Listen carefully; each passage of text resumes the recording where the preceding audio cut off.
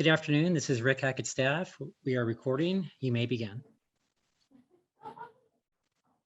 Good afternoon, everyone. This is Eric Moutz, and welcome to the September 22nd, 2021 continuation of Board of Adjustment meeting on docket number AP-21-0002, the Milne-Marks appeal. As you all know,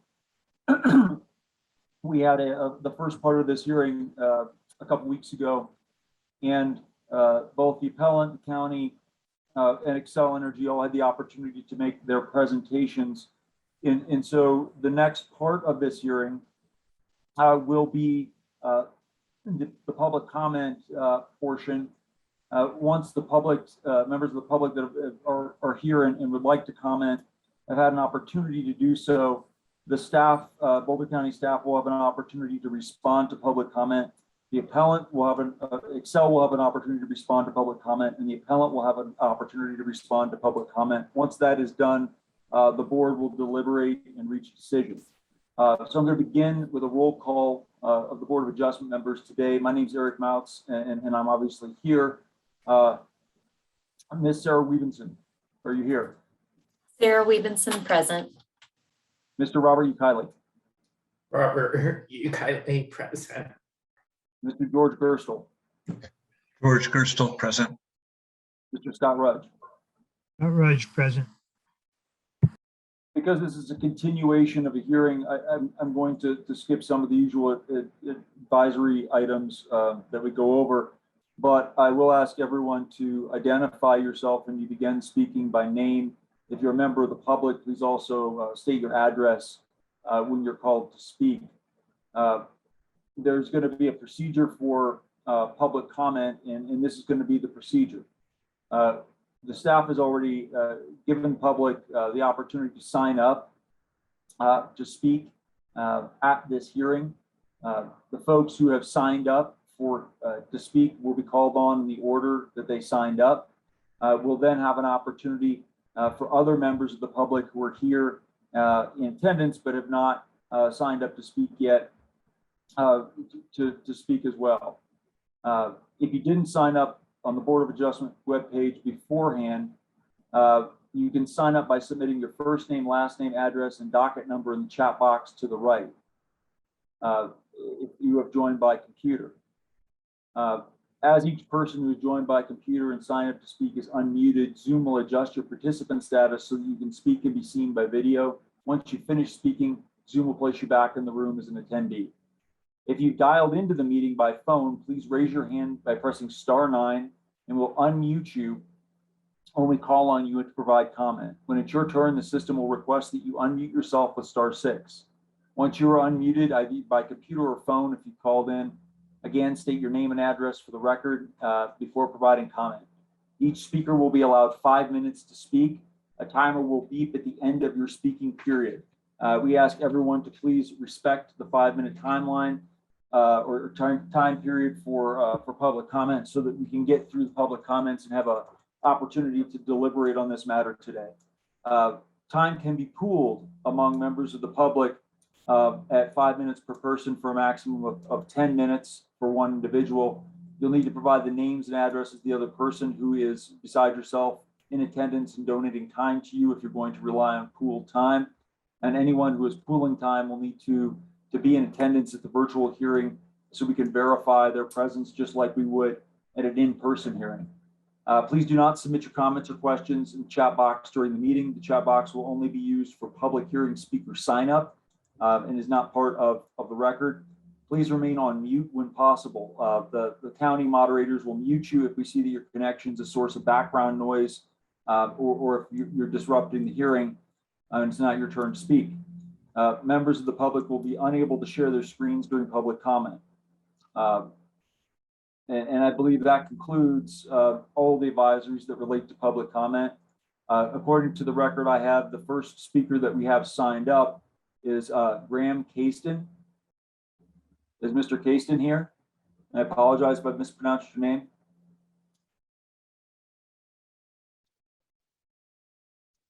Yes, I'm here. Can you hear me? We can hear you. Oh, and there I am with the You- Golden Gate Bridge. Your 5 minutes it will begin here when you're ready. Let us know. Okay, thank you. Yeah, my name is Graham Kasdan, and I'm a member of the public. I own the properties at 5089 and 5093 Flagstaff Road. And I have a letter that I would like to read to the board. Though admittedly, I'm not too sure how much it's going to matter now since the continuance was issued. Excel has finished the transmission line across my property. But this is what I would like to share. I've been a Boulder resident for 25 years and have lived here on Green Mountain for over 20 of those. I'm an avid outdoorsman and have a deep innate love for both nature and conservation. This is reflected in just about every aspect of my life, from where I live to the work I do. My business, Ocean First, is the only for-profit benefit corporation in the industry, and our nonprofit Ocean First Institute recently completed an award-winning conservation project with Boulder County Open Space and the St. Vrain Valley School District to reintroduce the red-bellied dace back into the wild. This project was recently awarded the best county conservation project in the country. This in part is why it's so disheartening to see how the county has handled the Excel Tower upgrade without material oversight or environmental impact assessment. One of the things that drew me to the Walker Ranch area was the fact that my properties have conservation easements that ensure the natural beauty is preserved for years to come. Every year, an open space mountain park specialist and I walk the entirety of my 100 acres to examine noxious weeds, invasive species, and to ensure I'm not conducting any activities that would go against the ethos of the easement. It is quite concerning to me then that no county representative has met with me to discuss the impact on my conservation easements or the greater Bear Creek corridor. In some instances, Excel is or has replaced towers with ones that are 60% larger at a staggering 95 feet. Excel has been granted the right to upgrade the transmission line along the ecologically sensitive Bear Creek without a complete understanding of their impact on the natural ecology and protected wildlife. Furthermore, this work is being done at a rapid pace with little forewarning. All that I received was a small postcard in the mail indicating Excel was going to begin grading. I still have Excel slash piles on my property from 6 years ago that Excel never removed. And now it seems they are rushing to finish another job that should have been slow and deliberate from the beginning. I also have grave concerns about the quality of construction and potential defects evidenced by the offset foundations that have been poured thus far. I respectfully request that the board pause all construction and require at a minimum a complete and transparent assessment of the environmental impact and what Excel can do and will do to mitigate the damage to this fragile ecosystem. Anything less would be short-sighted, hypocritical, and would fly in the face of what Boulder County has stood for during the 25+ years that I've had the pleasure of calling it my home. Thank you, that's all I have today.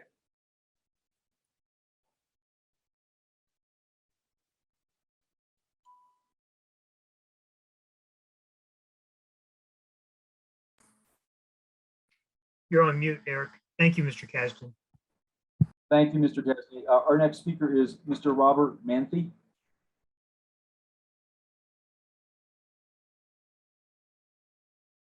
Mr. Manthe, are you here? This is Anna Milner's staff. I don't see that Mr. Manthe is present in the participant list. I don't either. We'll move on. If he comes back, I'm willing to let him speak if he returns by the end of public comment. Mr. Sean Kelly or Ms. Sean Kelly? That's Mr. Sean Kelly. Thank you. Hello, my name is Sean Kelly. I'm at 3350 13th Street, Boulder, Colorado, 80304. I've been a Boulder resident since 2002. My interest in this matter is really one of a concerned citizen. I make frequent use of Bear Canyon Trail System. Specifically, I trail run there several times a month. And I really believe that the public has a vested interest in ensuring appropriate site plan review has been conducted in the area that's been flagged as a geological hazard, which is to say, I believe that an appropriate site review is a public safety issue for individuals such as myself that make use of this area in open space mountain parks. Broadly speaking, I believe that utilities are natural monopolies that are best served by companies from the private sector. Xcel is an example of such a company. The only back pressure to bad behavior that companies that enjoy this status have is review and oversight by local and regional authorities. And so why the county has decided to abrogate this responsibility is really kind of beyond belief. And that's the duration of my comment. I do thank you for your time and attention. And the request is similar to the last public speaker, which is, can we put a stop to this and get some review in place before a rock falls on my head when I'm out for a run. Thanks so much. Thank you, Mr. Kelly. Next on our list of public speakers is Mr. Robert O'D. Good afternoon. Can everybody hear me okay? You can. Great, thank you. Members of the board, thank you for the opportunity to participate in today's hearing. My name is Robert O'Day. I live at 7774 Durham Circle in Boulder County. I submitted a brief written comment for the record last week. I hope you all had an opportunity to review it. As I shared therein, I was disappointed that the hearing was continued last time, as there were a number of nuanced yet very important items that I worry the friction of time past may erode from our minds. I'll do my best to highlight these items in my brief comments today. First, and for the record, I'd like to ask for clarification about who was in fact testifying alongside Director Case during his September 15 testimony. It was plain to anybody watching in real time that Director Case was receiving and reacting to communications and coaching by his computer screen. If that was indeed true, it's a violation of the rules of this board that require everybody giving testimony to identify themselves. I'd ask that this be clarified with Director Case for the record. Inconsistencies in the application of the letter and spirit of the code by Director Case continues to undermine community trust. This region has prided itself on, it continues to undermine community trust and jeopardizes community support for the open space that's so critical to defining this region. It's deeply troubling. The community experienced the same dynamic from Mr. Case in last fall's composting debacle, where Cora inquiries revealed Director Case explicitly directed staff to apply the bare minimum noticing requirements to only 12 property owners when the county applied to itself to develop an industrial use on a conservation easement. We see it again in this matter, where noticing was only provided for a non-foundational grading permit. Any common reviewer would identify this as a transparent and deliberate effort to end run the public interest and avoid public participation aspects of the special review and site review processes. At best, this is simply misleading. Troublingly, it appears to be an emerging pattern, however, of actively dodging public participation on projects where any clear-thinking individual could reasonably anticipate public interest, perhaps even controversy, and where the projects impact public open space. This is a pattern that begs and requires your attention. It's also important to reflect back on the incoherent doublespeak from Director Case about the definition of structure and new construction. This project is new construction by any definition found within the code. And this is not, as Director Case appears to have been coached to throw at the wall, a project that falls under the highly technical and inapplicable definitions of utility main or undergrounding or lines. I felt as uncomfortable watching Director Case on the 15th as I did watching Bill Clinton try to explain away his affair by litigating the definition of is. The public deserves better than we've been offered in this situation. And the facts are clear. 26 new tower structures on new locations that are in fact in excess of 100 feet in cases from existing towers. These are new tower heights up to 100 feet, and there are new foundation locations of greater depth, type, and different construction method that existed previously. And these are all on public lands, conservation easements, and open space that deserve to be protected. It's also important to reflect back on how utterly tone deaf Excel's out-of-town attorney, speaking from a high-rise office, was on matters of public interest in preserving open space. Well, I was amused to hear Ms. Kellner speak of double height poles being preferred because they have, quote, less potential conflict with trees. Her suggestion that there's been adequate public comment and review is simply offensive. It's just as offensive as it was when Excel suggested they were using 100-year-old miner-like techniques for digging their 12-foot deep pole foundations. It's simply a lie. On the public notice end, public comment received to a purposefully obtuse notice of non-foundational grading is not the same as if this had been public notice of what exactly was happening. It's similarly offensive when Excel claims that their public comment and outreach was so extensive that it even included Sheriff's Department input. Really? Doesn't pass the straight face test. As a Board of Adjustment, I ask you to hold the county accountable, cause the code to be applied uniformly in both letter and spirit. Please take this important step, and in so doing, please implore Director Case specifically that the code exists to ensure equal protection that can only happen when it's applied consistently, regardless of who the applicant is. Thank you. Thank you, Mr. O'Day. Next on our list is Edie Cheng.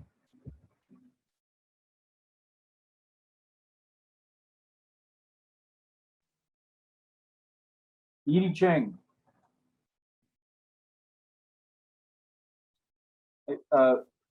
Since Edie Cheng is not here to be present, we'll move on to Mr. Richard Harris. Mr. Richard Harris.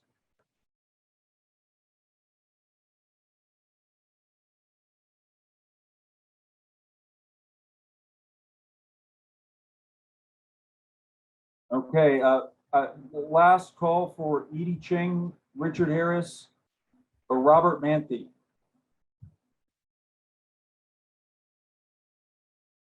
Okay, I don't see anyone else signed up here to offer public comment.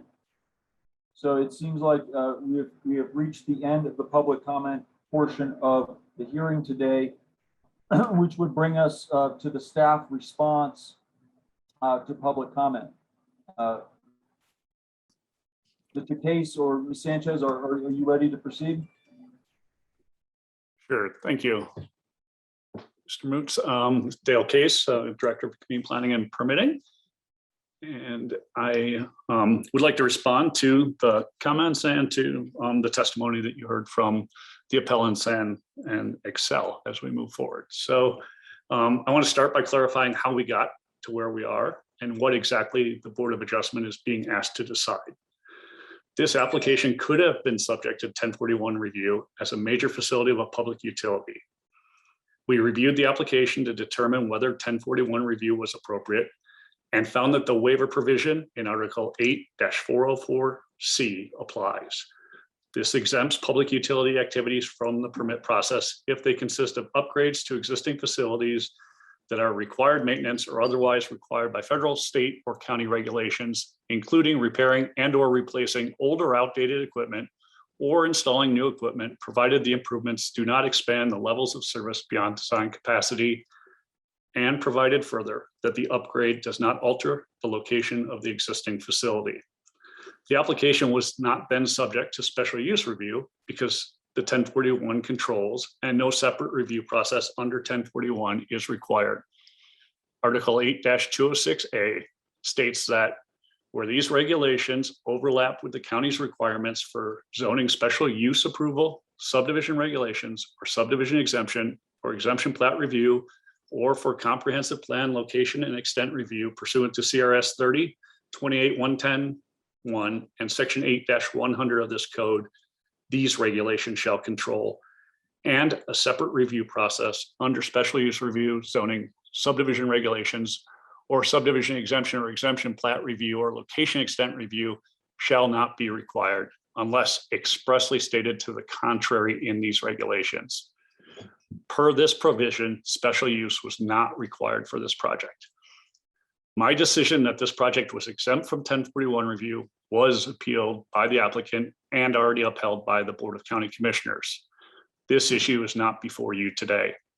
The Board of Adjustment therefore does not have the authority regarding either 1041 or special use because SU is subsumed within 8-206A.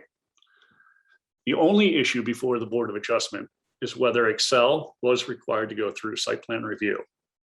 We do not consider these poles to be structures under the code because they are exempted from the definition of structures under 18-203. In particular, the poles would be considered utility mains, lines, and underground facilities. While this provision does not specifically include the word poles, we interpret it that in a way that it's reasonable, which would include poles as they are a necessary part of electric lines.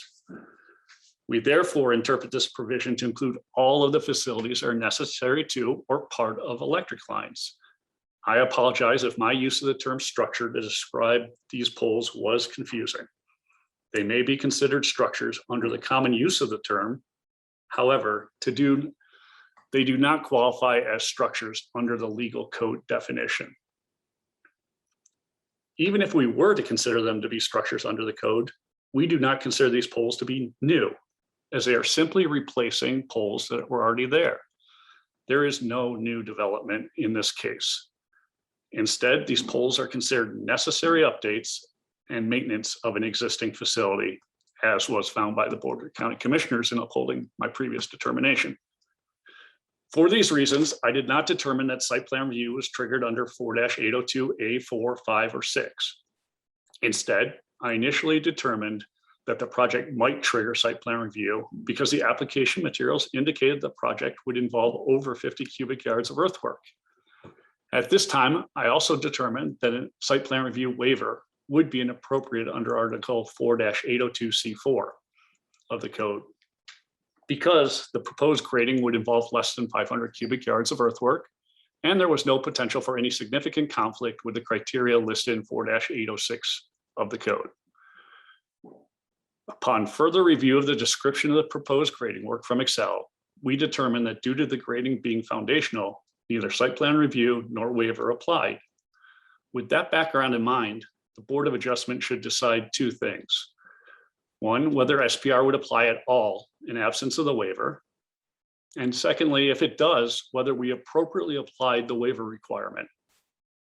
If the Board of Adjustment decides that site plan review does not apply, or that site plan review does apply, but I appropriately waived it, then we are done and community planning and permitting will not need to take further action. If the Board of Adjustment decides that site plan review does apply and that I erred in my decision to apply the waiver provisions of the code, then community planning and permitting would be required to take the project through the site plan review process. Although I can't prejudge the result of that process, essentially the same considerations would be in place for the site plan review as they were for the site plan review waiver. One potential result of the process is that we would conditionally approve the project with most or all the same conditions placed on the project through the waiver process as initially done and is part of your staff packet. That concludes my initial comments, and I'm available for questions as you have them.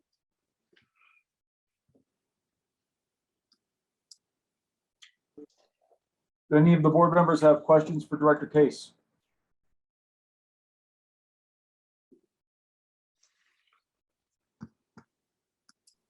Yeah, George Gerstle does. Okay. A question I have is, has Excel continued to work on this project during this recent time period without a permit? My understanding from the testimony you just heard is yes, they've continued to work on the project. What are the legal implications of that?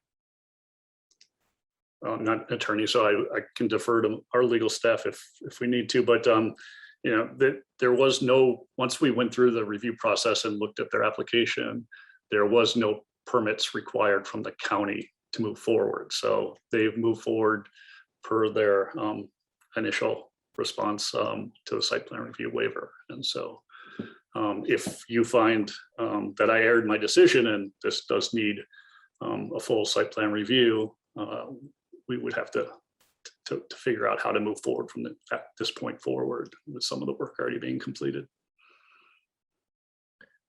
Thank you. Mr. Rudge?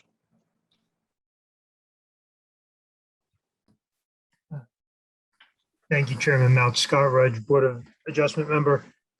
Director Case, I understand the legal position and the application of the code as you've described it, and I've confirmed. My question is,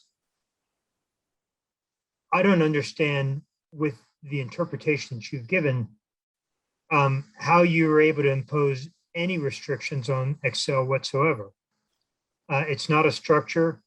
It doesn't need a permit. It's a replacement.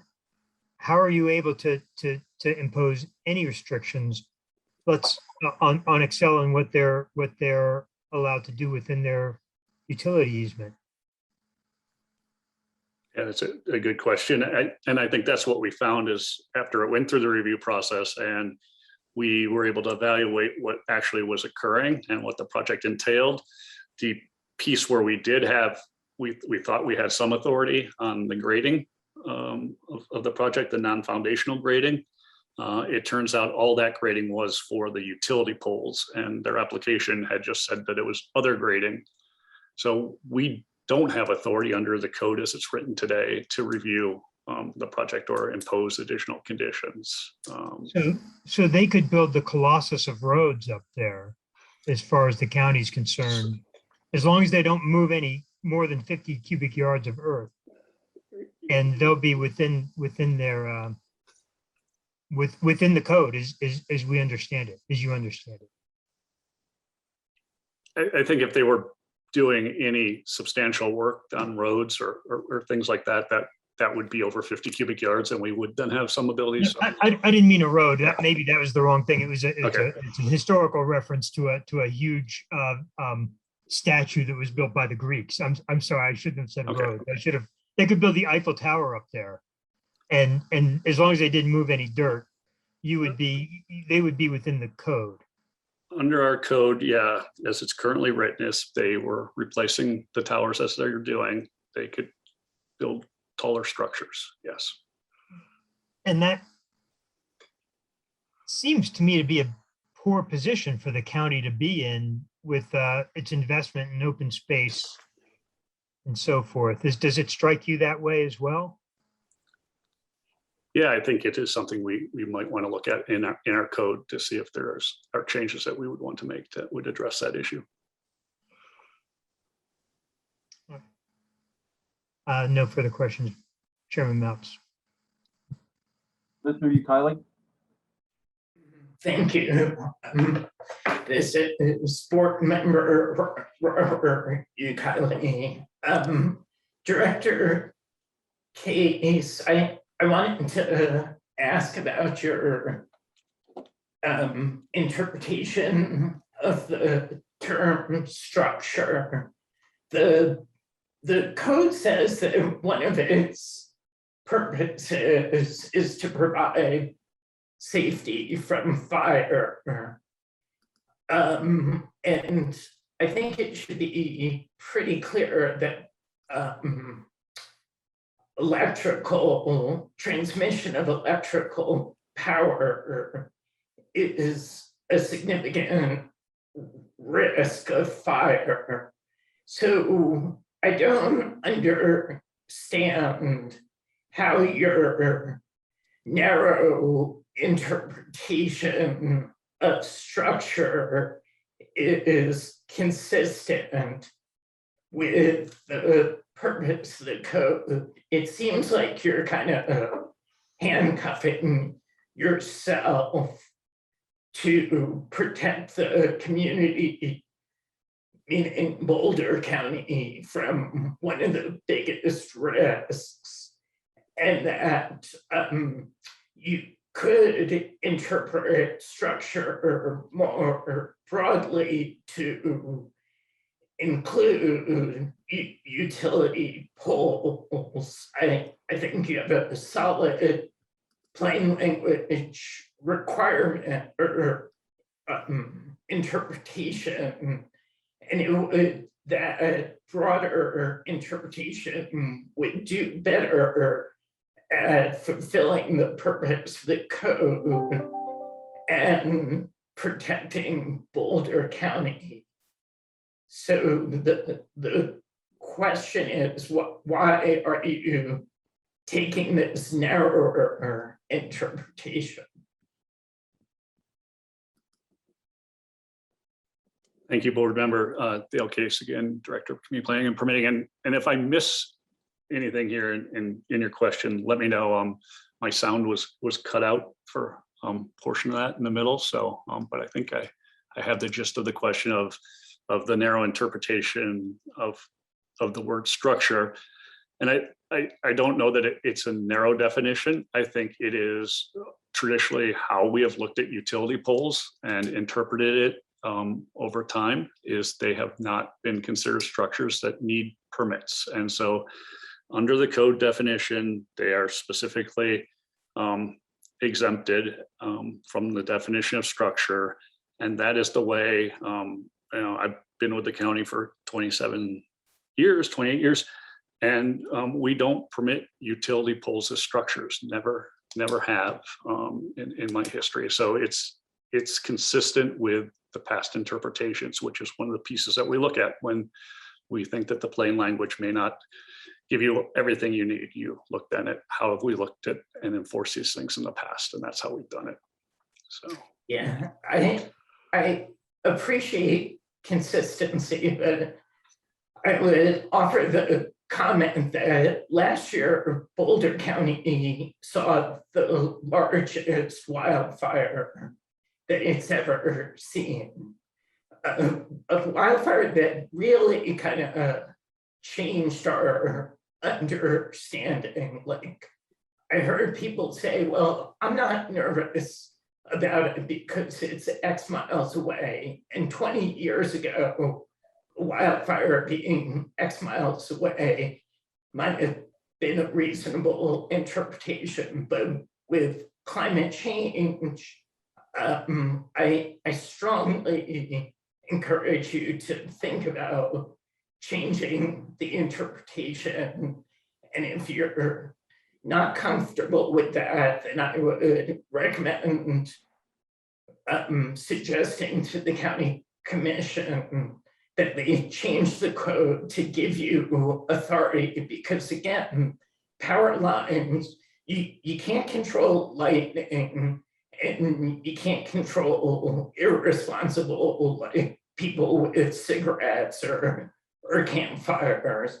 So really the most important thing that you can control to protect us from wildfires is power lines. So I think that it's important to use that authority. I appreciate you listening to that comment. thank you for that comment. And yes, I think we can look at what would be required for code changes to address some of these issues that we've heard.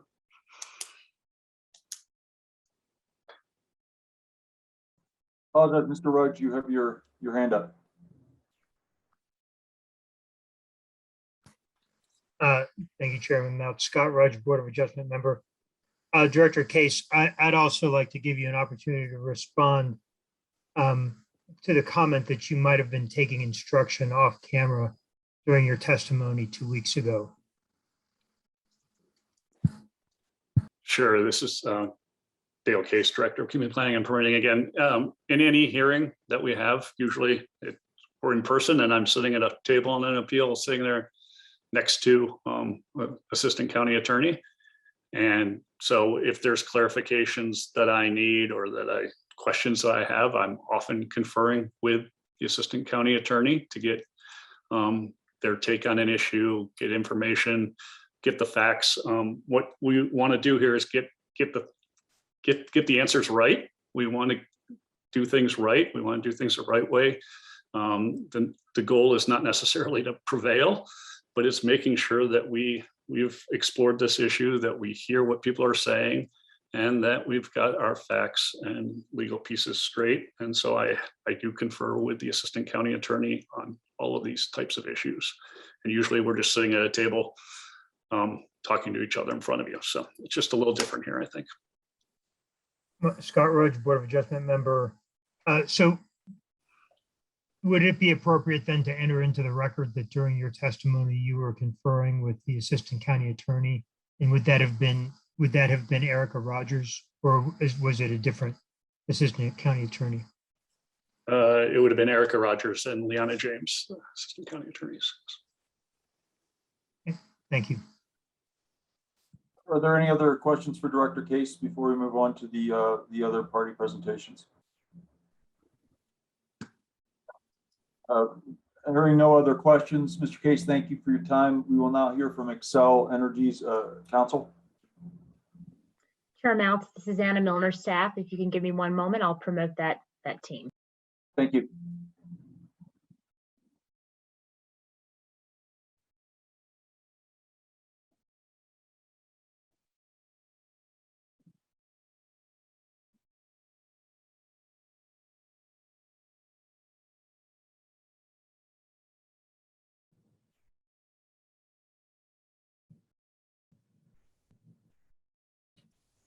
Hi there, I'm hopeful everybody can hear me.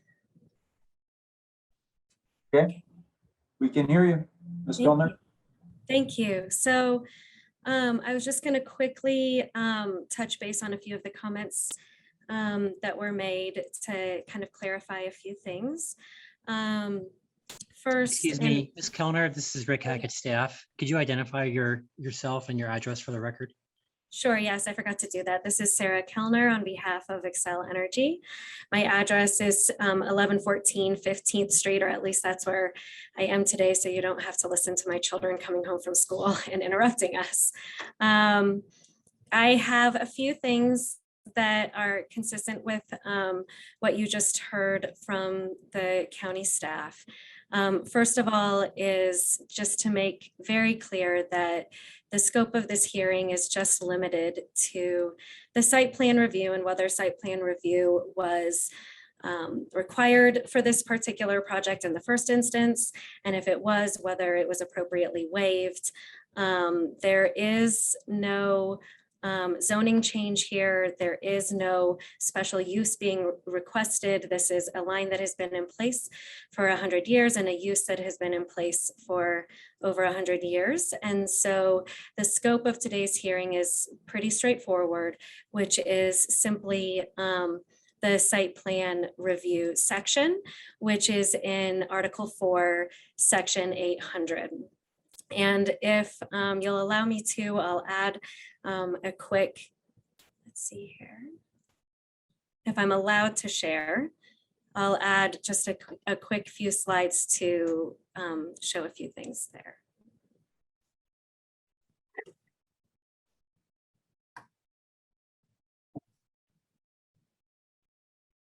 Staff, can we give Ms. Kellner the ability to share her screen?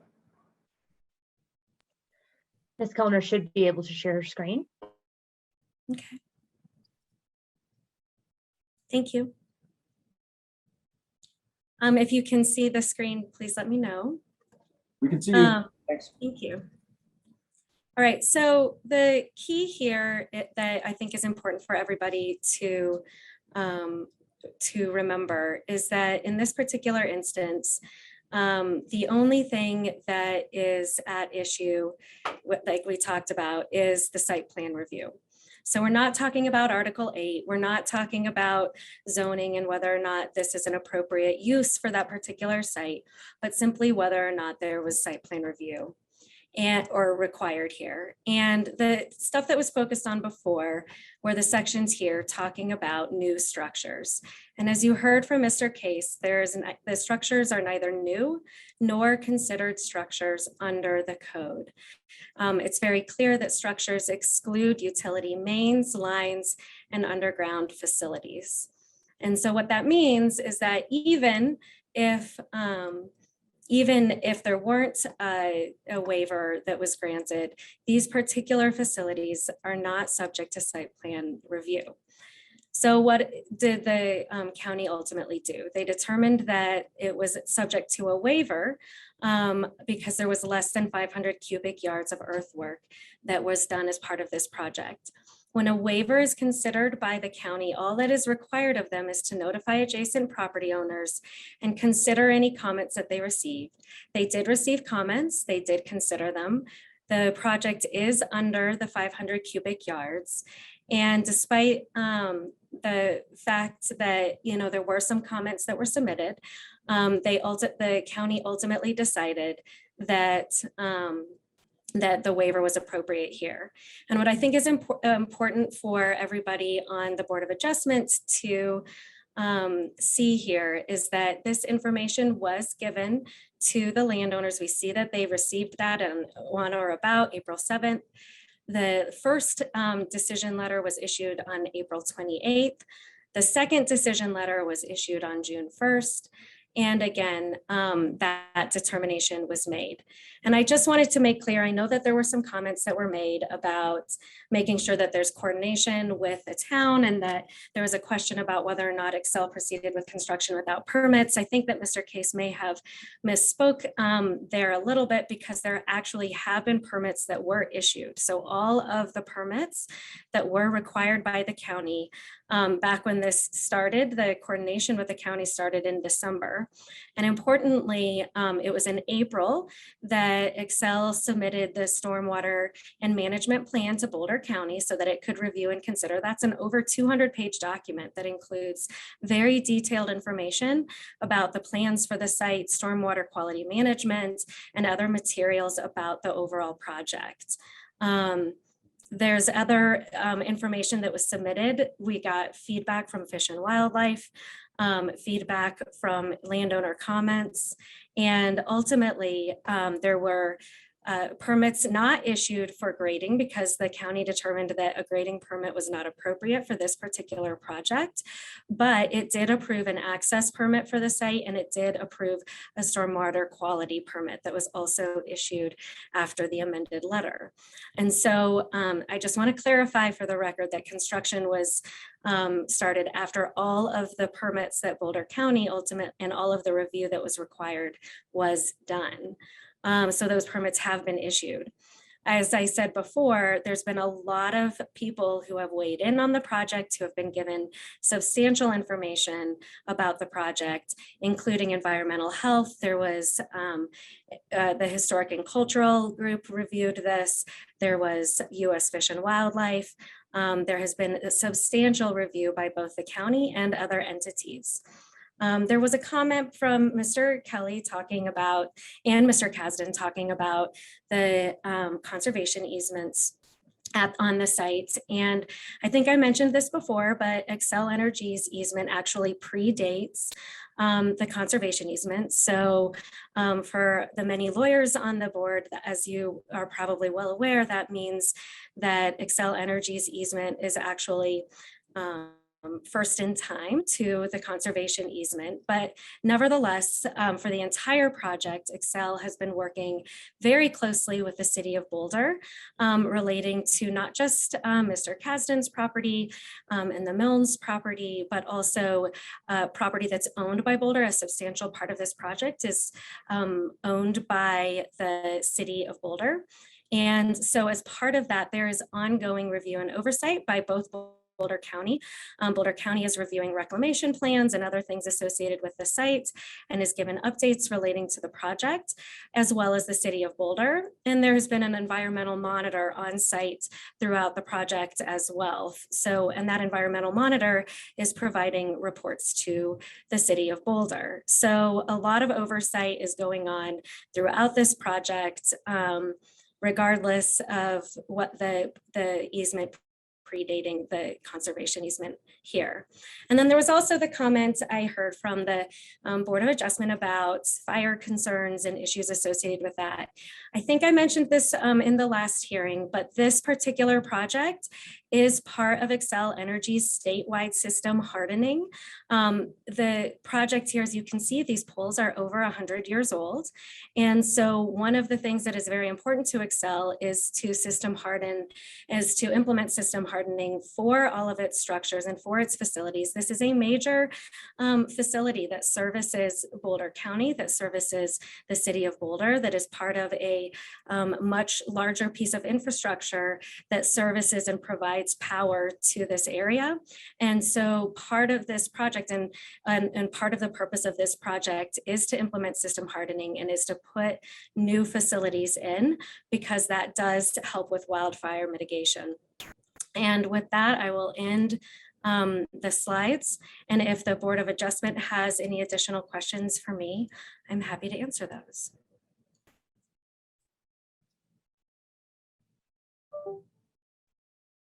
Fellow members of the Board of Adjustment, do any of you have questions for Ms. Kellner?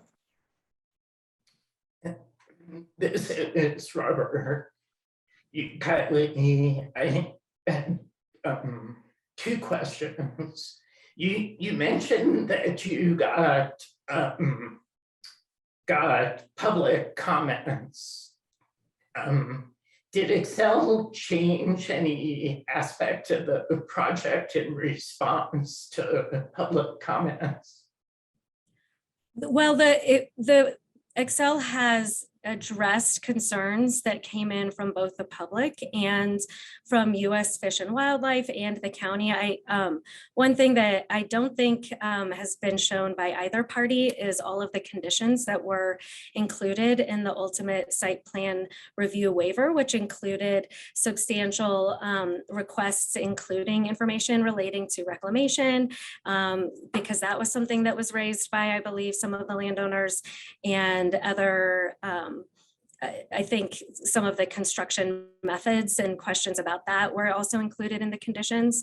And then, of course, working with Fish and Wildlife, there have been multiple mitigation methods implemented to protect the areas that the project is going through, including the areas that we heard about. There's the construction monitor has been on site, and as you can probably tell, part of the project includes, instead of going in with vehicles and construction equipment going and driving into the site or driving through the easement, which the easement allows Xcel to do, what has been done instead is utilizing the helicopters so that everything gets brought in and flown in and delivered and taken out. So all of the dirt is not spread across the area where it is taken out. It is actually taken out in big buckets by the helicopters as well. And so a lot of measures have been implemented in response to, it's a kind of a combination of the stuff that's coming from Fish and Wildlife, coming from the county, coming from the city. For example, the seed mix that is going to be used for reclamation is the one that is required by the city of Boulder for all of its open space and parks. There's also, of course, collaboration. There were comments, and I heard about concerns about the public on the trails that are through this area. We have been coordinating very closely with the city of Boulder and their Parks and Open Space Department to close the trails during any active construction so that could be taken care of. And so I can't necessarily point to like a very specific comment and a very specific response, because it's coming from all of these entities that commented on the overall submittal. But there have been a lot of measures that have been put into place in response to both the public and all of these other entities that have provided comments.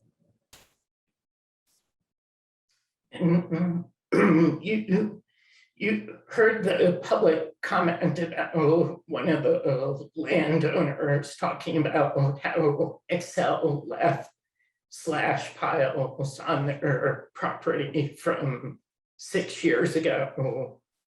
But you've also talked extensively about how Excel is so concerned about preventing wildfires. Do you believe that that comment about Excel leaving slash piles on one of the landowner's property is not a true statement?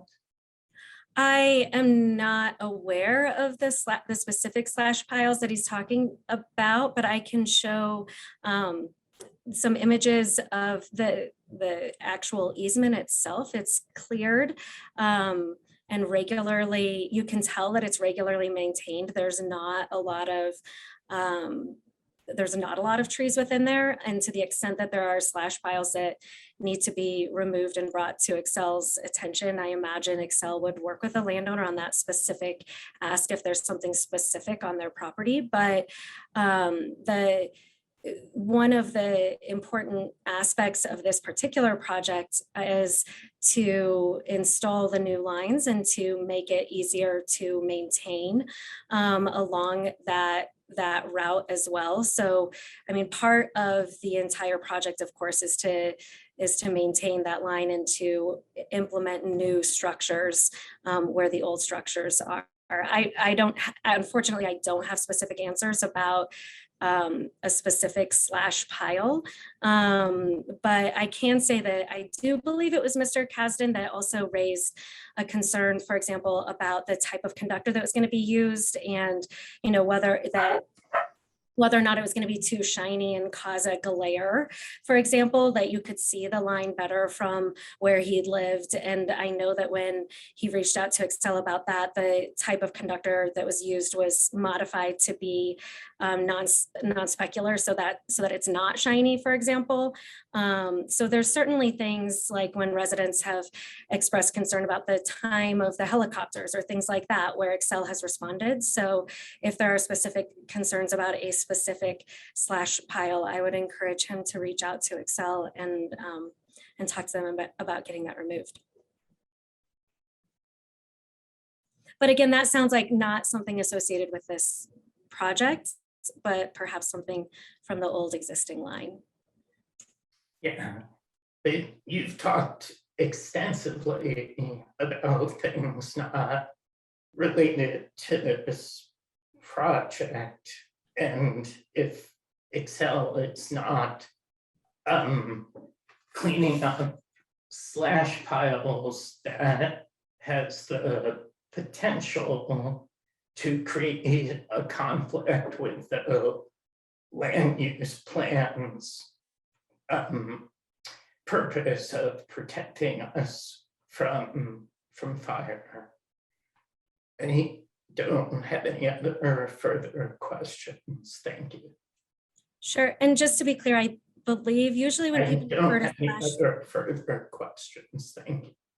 Okay, I just wanted to clarify though that I believe slash piles are like when people refer to that, it's usually stuff that is left on the ground after it's been cleared for fire mitigation and protection. And so when it's on the ground, that doesn't pose a fire concern. But if it's something that the landowner wants removed, I'm sure that that's something that Excel could work with. But I just wanted to clarify that usually it doesn't cause a fire concern. Are you an expert at fire mitigation? No, I'm certainly not. I just am aware of the work that Excel typically does for that. So, I mean, it's just, I think that if that is part of the reclamation plan to remove that, which I wouldn't be surprised if the county was working on that, then that would be more reclamation than fire mitigation. That's all I'm saying. But that's based on you not being an expert on fire mitigation. In other words, you're speculating about something. You're speculating about something you're not familiar with. Is that correct? No, I'm not speculating. I'm telling you what I do know for sure is that when you're talking about what is cut down on the ground, I'm just explaining that it is stuff on the ground that is not associated with or going to have any conflict with the lines up in the air, and that I can confidently say is that it's a different thing. The spoils from the cut is different from fire mitigation.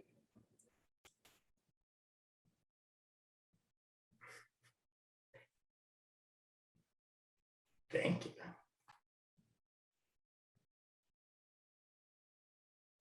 Sorry, Mr. Rhodes, we'll start with you.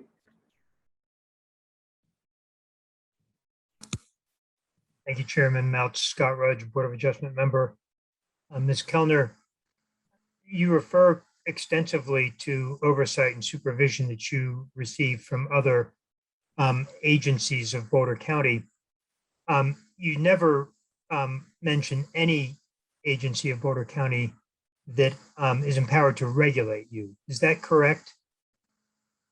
Or you're able to put these towers in without regulation due to their exemption as under 18203, the definition of structures? So I don't think that Excel, to be very clear, Excel never operates without regulation. It is probably one of the most regulated entities in the state. But as far as this particular project goes, when Excel reached out to Boulder back in December of 2020 and talked to Boulder about this particular project, which was to replace the facilities within the pre-existing easement. Boulder at that time did say that it would require a site plan review waiver, and Excel submitted that site plan review waiver. I think that since we've been digging into the code a little bit further, that perhaps a site plan waiver was not required. But I am confident that Excel, when it is going through the County of Boulder, when it is going through city property, it regularly coordinates and works with the county for these types of projects. So I'm not sure if perhaps the site plan waiver would not have been required, but I'm not saying that Excel would ever go through and not at least reach out to the county and do some sort of coordination with them for these types of projects. So the regulation is strictly voluntary on Excel's part in this case? Well, I think that for purposes of the site plan review, that because it is not a structure and because it is an existing, all of these structures are within the existing location. So the location is not changing, the easement is not moving, that there probably was no site plan review requirement in this instance. So if the county had determined that it was in the public interest, rather than to simply harden the transmission lines and renew them, which I think I could at least agree that's warranted based on the condition of the towers now. But rather, the public interest was in rerouting and perhaps burying the transmission lines in some other, either through the existing easements or through some other route. What would be the regulatory pathway for the County of Boulder to compel Excel to take that action? Clearly, in your view, it's not through any kind of site plan review. Well, I don't know if the county can require Excel Energy to take a different route than the existing land rights that it owns. So it has for 100 years owned this route, and that route was approved, back when the facilities were installed and the easements were acquired. And so I don't think that the county would have authority to force Excel to reroute a project that it has already approved and within easements that Excel already owns. And so that is something that I don't think that Boulder County would have authority to do. So there's no way ever, forever and a day, for Boulder County to compel Excel to move those power lines out of the spaces they now occupy. Not that I know of, sir. I mean, a part of it is that Excel is a landowner too. I mean, it owns those rights and those easements and those facilities that it provides power to the county and the city. And beyond that, Excel Energy is a regulated entity by the Public Utility Commission. And so there, that is a state entity. And so I think that there are probably a lot of different things that would make that inappropriate for the county to compel Excel to do something like that. But you believe that there is a pathway through the PUC to affect that change? No, sir, I don't think that I'm not saying that the PUC could. I'm just saying that you asked me if the county could force or compel Excel to do that. And I'm saying another layer beyond the fact that I don't think the county's code allows that is that I think that another hurdle would be, I don't think the PUC would allow that either, or the state would allow that. I'm not asking if they would allow it. I'm asking if they have the power to enforce it. And what I'm really trying to understand, Ms. Kellner, is if you're claiming Excel's indefinite right to build whatever it wants to through those easements without permit, so long as they don't move more than 500 cubic yards of earth, in which case all they'll need is a grading permit. They still don't need any kind of structural permit. As I asked Director Case, you could build the Eiffel Tower up there and there's nothing we can do about it. Is that Excel's contention? And if it's not Excel's contention, can you tell me by what regulatory pathway? Because what you're saying to me is that you're disavowing or forswearing any kind of regulation over your use of those easements forever. Well, I think that what is important here is what the code allows. And what I'm saying is I do not think that there's anything in the code. I am very confident, having reviewed the code pretty extensively for this matter over the last few months, that there is nothing in the code that would allow the county to force Excel to take a route different from its existing. Even within the route, without a code change, and I think this is where we're getting. You're telling me unless we change the land use code, there's no regulation that can be applied to the size or extent or shape or anything of the structures that you put through the easements. Is that seems to be Excel's position? Right. What controls at that point is the language of the easement itself, just like any other easement holder in the county of Boulder. So the language of the easement controls what can and cannot be built within that easement. And that is, the rights that Excel and other entities, purchase when they buy those easements. And so what I am being cautious about is just saying, it's not that at that point, it is not the county that controls exactly what is built in the easement, but the easement document itself that, was purchased and has existed on these properties for 100 years. And I think you have that easement. Could you put that up on our screens? Yeah, I have a clip of it. I don't know if I have the entirety of the easement, but I can find that. Is the easement within our board packet? It's a 1,000-page board packet. I don't remember seeing it. Yes, I do believe the entirety of the easement is in there. Mm-hmm. Yeah, so actually I can pull up this slide because it has some of the language there if it's helpful. If you let me see here.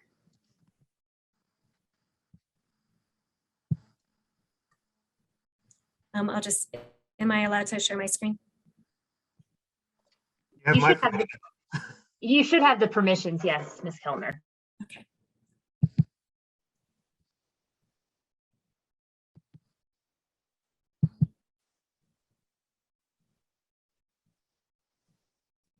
Let's see here.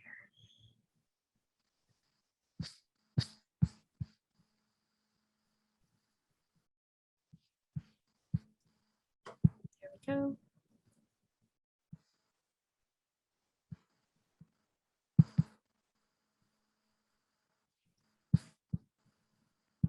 I'm just trying to make sure I get to the right slide. Here we go.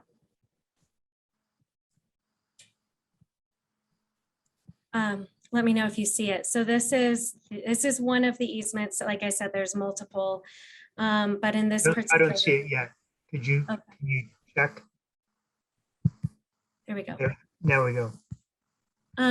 So in this particular one, as you can see, what was purchased and what Excel owns within its easement is the ability to construct and maintain lines for the transmission of electrical power together with necessary towers, poles, wires, guys, supports, and things connected therewith. So, I think that would not allow the Eiffel Tower because it wouldn't necessarily be connected with the transmission of electrical power, but it is allowed to install electric transmission lines in that easement. But if you deemed the Eiffel Tower to be a necessary tower, it seems to me it would be included. And if you deemed it within your sole discretion.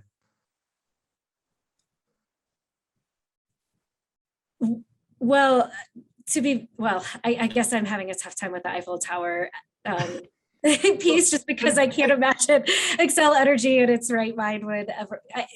No, of course, but some residents consider that the size of the towers you're putting in to be across whatever line that is. So we're just talking about where the line is between a 100-foot tower and the Eiffel Tower, or a 100-foot tower. Height. So you're just saying height. Yeah. Well, so as you probably may be aware, there's a broad body of engineering standards and standards applied to electric transmission. And so what is engineered for any particular line is going to be related to the power that needs to be transferred and the particular structures that are necessary for that. And so, there's, I guess, just like any easement, what is in the language matters, but also what is in the real world matters. And I cannot envision a world in which it would be industry standard to install something like the Eiffel Tower. And industry standards are regulating Excel, or are they guidelines to which Excel voluntarily complies or voluntarily chooses not to comply? So this is going to get a little bit out of my expertise. I believe that we have an engineer that is available to answer those questions, but I think that the simple answer there is that there are guidelines and standards that are absolutely adopted by Excel Energy that are consistent with federal standards for these types of projects, whether or not they are mandatory or just best practices and business practices across the industry. I don't know the specific answer to that, and I'm happy to have somebody with more expertise on that answer that specific question. But I do know that Excel Energy applies the federal standards and safety standards, and its safety standards to all of its projects. So will there be inspectors from those standards committees out to ensure that you have met those standards? Or are those standards enforced in any way on Excel? How do we know that what you're doing, other than the activities of this group of concerned citizens who have brought this appeal, how do we know that you are, because we're not the engineers either, obviously. I mean, I'm a chemical engineer. I have some knowledge of what you're talking about, but not an electrical or a mechanical engineer. So who is enforcing, who is regulating Excel in this activity to ensure that it is staying within the language of the easement, the necessary towers, poles? I understand that we are here to talk about section 4800 and 18203. However, I'm concerned about who is regulating Excel, and possibly these citizens should have taken a different path through that regulatory body to ensure that Excel was complying with its easement. Which is how you've identified for me what the appropriate way to enforce standards on Excel in this particular instance. Sure. Well, and I'm happy as far as the very technical engineering standards, I'm happy to have our subject matter expert join us if he is available. But as far as regulatory bodies on Excel, like I mentioned, the Colorado PUC regulates Excel Energy and any other public utility like Excel in the state of Colorado. And I can actually, I believe, Anna, do we have Parker available to answer the specific questions about the engineering standards? Yep. So it's Parker Rozak, Excel Energy, 1800 Larimer Street, Denver, Colorado. The transmission line engineering manager for Colorado. Yeah, so there's a number of standards that we follow.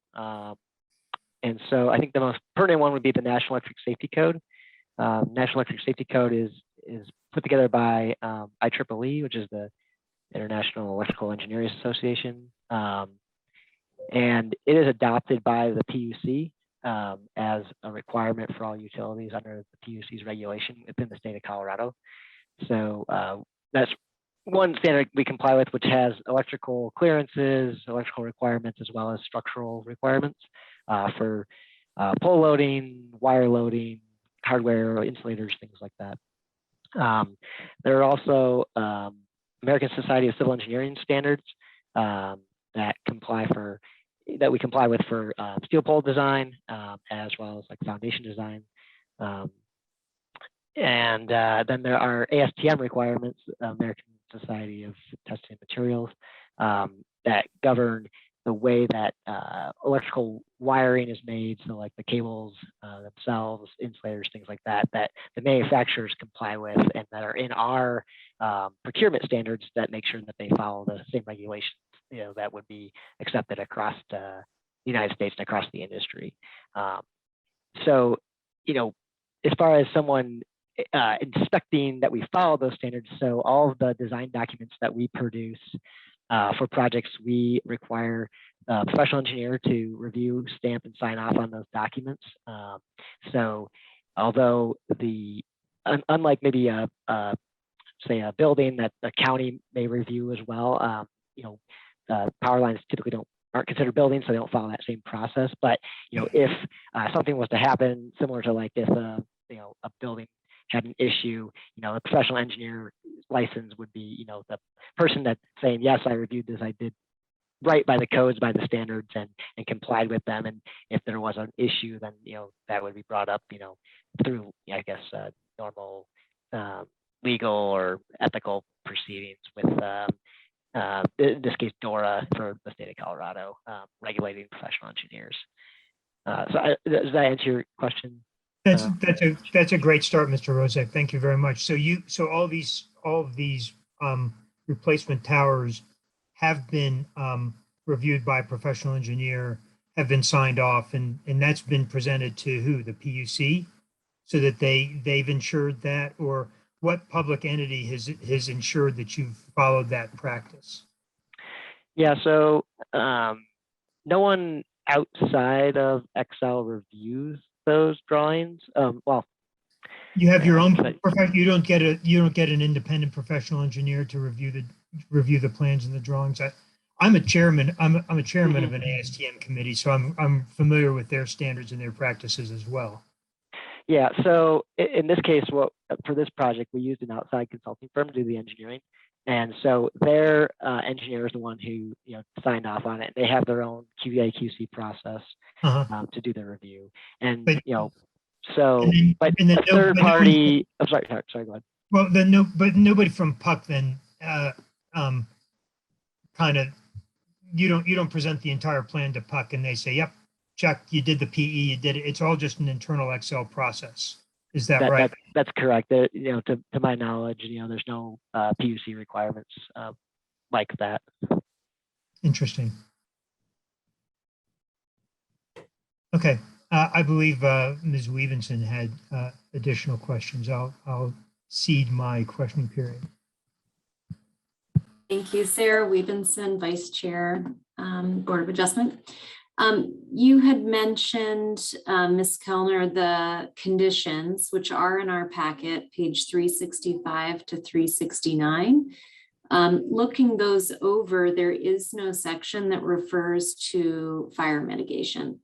So based on our conversation, do you feel that it would be appropriate that we amend staff's recommendation for those conditions which are allowed to be imposed as part of the waiver to include the removal of any slash piles on land adjacent to the easement and to make sure that there's proper removal of any slash piles that are created through this process?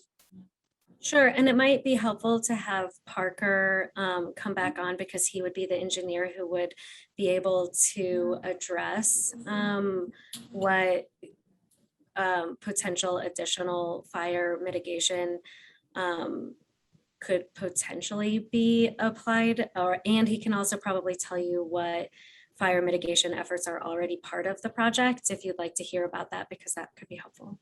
Yes, that'd be great. Thank you. Okay, hi, Parker Rozak, Xcel Energy again. So I can't really speak to the existing slash piles or debris, wood debris that would be on the right of way. I don't know what the county requires of Xcel when they do tree removal. I have seen right of ways like in U.S. Forest Service land where they actually don't want you to remove the debris. This is before I think all this fire stuff really took off though, so maybe the regulation is changing. But as far as what Xcel is doing to try to mitigate risk of fire from power lines, so we are increasing our efforts to inspect lines. So we do in-person inspection of all of our lines every year. When we identify potential structures or components of structures that we think are nearing their end of life and defective, we put a plan in place to replace those on an accelerated path. On situations like this where the lines are excessively old, in this case, over 100 years, the approach was to remove those facilities and put new facilities in place and utilize materials that we believe would help harden the system. So high quality insulators, steel pole structures which are resistant to fire themselves if the fire was burning through the area that was started somewhere else, which then potentially keeps power on to the neighborhoods and things like that. So when we look at fire hardening, we're doing things of those nature, drone inspections, inspecting the conductors and the connections with infrared cameras to look for hot spots, things like that. We're working on relay technology, which controls the lines to help have like basically a faster turning off the electricity, I guess, try to keep it in layman terms, but turning off the electricity basically through the control systems, improving those systems on our transmission and distribution systems so that, if something was to get into the line, it would try to prevent it from, catching on fire basically and starting a forest fire. So a number of things I think that we're trying to do, as quickly as possible to, protect, the public and our forests, because that's something that we love as well. So. Thank you.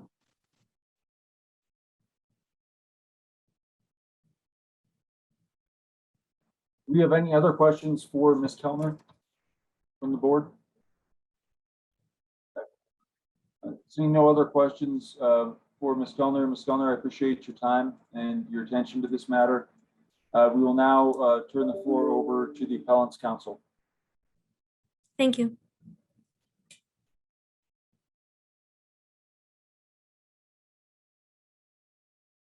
Ms. Lord should now be with us.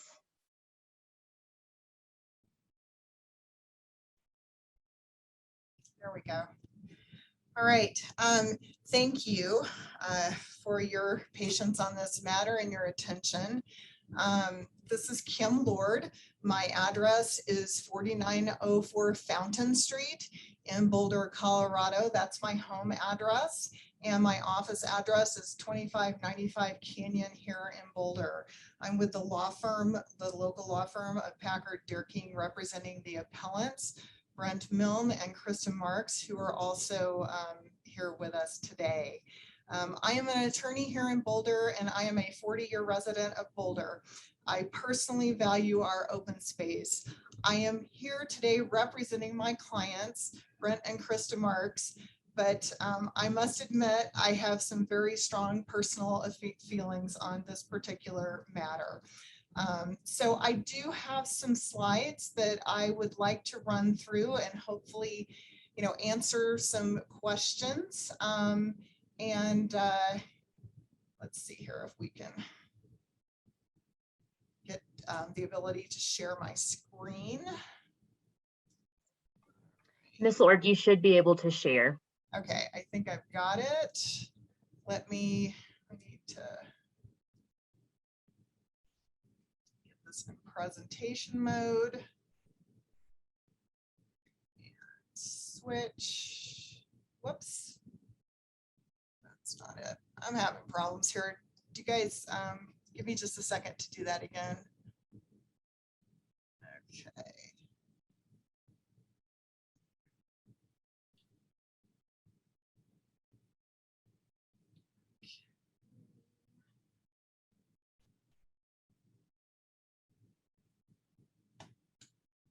A little glitchy issue here on my computer. My mouse is not working between the two screens. Okay.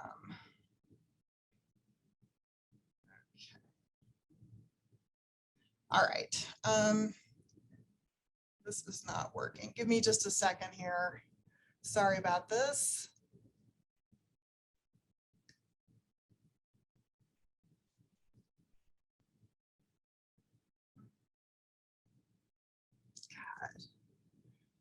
My mouse is freezing on me. Okay, let's try this again. All right.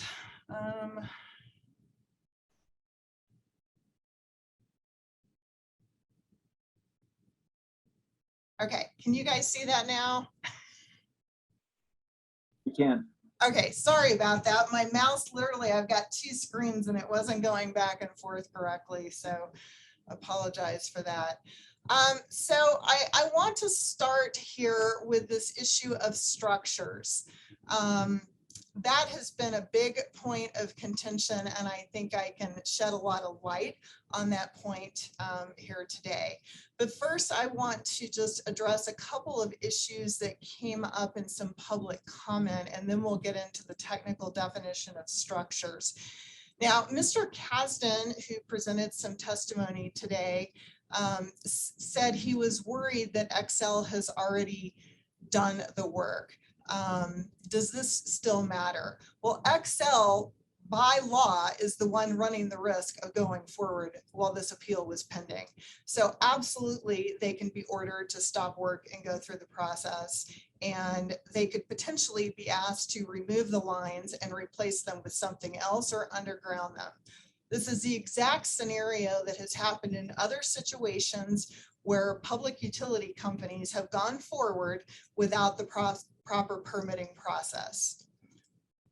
Now, the argument that has continued to be made by Director Case as well as Excel is that somehow these huge power lines are not structures under the code. And because of this, they're not entitled to any review or oversight. And the board is absolutely correct that if this is the case, then Excel could potentially build 300-foot or 500-foot towers, all of which would violate the zoning and height restrictions in the code.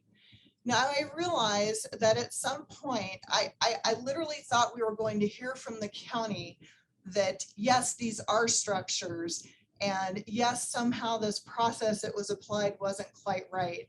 And that just unfortunately hasn't happened. Planning has in fact handcuffed itself to Excel. If this board does not reverse Excel It will do these projects with no approvals from the county and no permit for building or grading. It's frankly a frightening proposition. Of course, the county does have the right to deny Excel to move forward with this project, and it can do so under the current code. Excel is just skirting the code, and I will show you the precise code provisions that should have been applied here by the planning department. Now, I want to speak just momentarily about the easement issue, and then I'll come back to it. Fundamentally, an easement is just an interest in real property. It's not quite as good as what we call fee simple ownership, but it's just an interest. And of course, Boulder County has the ability to direct and govern and oversee what somebody does with their real property pursuant to the code. So if I own my property in Boulder County in fee simple, which is actually a greater estate than an easement, of course, I'm going to have to jump through the hoops. So this issue of Excel having an easement has no bearing whatsoever upon the county review process. So let's talk about structures. First, the argument by the director that Excel and the electric transmission lines are not a structure and therefore no site plan review or other review for that matter is required is not supported. In the 2 dockets for this project, the towers are called structures over 300 times. The applicant called them structures. Staff determined they were structures. And the determination letter, an excerpt of which is in the slide before you, found them to be structures. There is no statement in any submittal to the Board of Adjustment that states these aren't structures. And now the director in Excel is coming in and claiming that they aren't. So we've got something even better though than what's in the application. There is actually a code provision in the definitions for electric transmission lines. Now, I am absolutely astounded that the planning department did not read through their own provisions of the code in Article 18, which have specific definitions for electrical facilities. 18.141 is for electrical distribution lines. The next one, electrical substations. And the one that we're worrying about here is electric transmission lines. And what does it say? It's a series of 3 or more structures. That's exactly what we have here. So this whole definition in the code about structures, it's not even the right definition. This is what we need to look to. And this specific definition says these are structures. We've also got the application, which says that they're electric transmission lines. We're not talking here about whether it's a sewer line or a water main, something that the code might not consider to be structures. This is a transmission line running up to the mouth of Bear Canyon that Excel recently installed. That's what's shown in this photo. Electric transmission line. The rules of construction in the code say the particular controls the general. The electric transmission line definition controls over the more general of structures, which frankly is talking about things like small utilities. So what again does that specific definition say? It says a series of 3 or more structures supporting conductors designed to transmit voltages of 150 kilovolts or more. That's exactly what we've got here.